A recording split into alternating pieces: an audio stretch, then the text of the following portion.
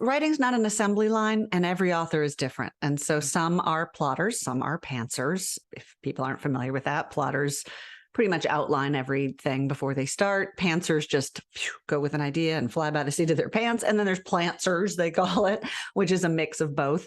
There's no right way to do it. It's whatever works for your style. And when I'm writing anything, whether that's nonfiction or fiction, I tend to be somewhere in the middle. And I do wind up with a lot of, people call it wasted words, but to me, it is not wasted words. It's me finding my way to the story. So when I do get to the editing process, there's generally a lot less to be done because I'm more of a process person. I'm finding it as I go. A lot of times, if you don't do that, if you're like a complete pantser, let's say, and you, one of my favorite phrases, the author Brenda Euland, who has a beautiful book called If You Want to Write that I cannot recommend highly enough about the creative process. She says, just vomit it up on the page. If you vomit it up on the page, you may have more to do on the back end. But also different authors enjoy that differently. Like for me, I wish to God somebody would hand me my first draft every time because I don't like drafting. I like editing.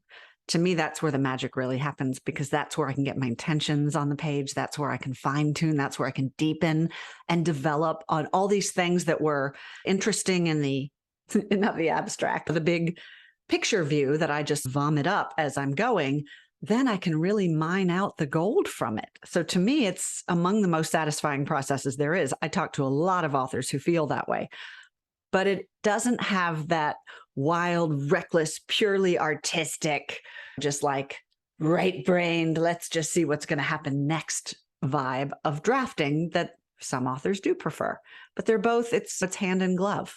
You can't have one without the other because they're both part of the process. But I think because we think of writing as such a big part of the pie, editing and revising are relegated to the little pieces of the pie. But they're not. I mean, if anything, to me, you can't do anything without that first draft. But to me, that's just getting you going.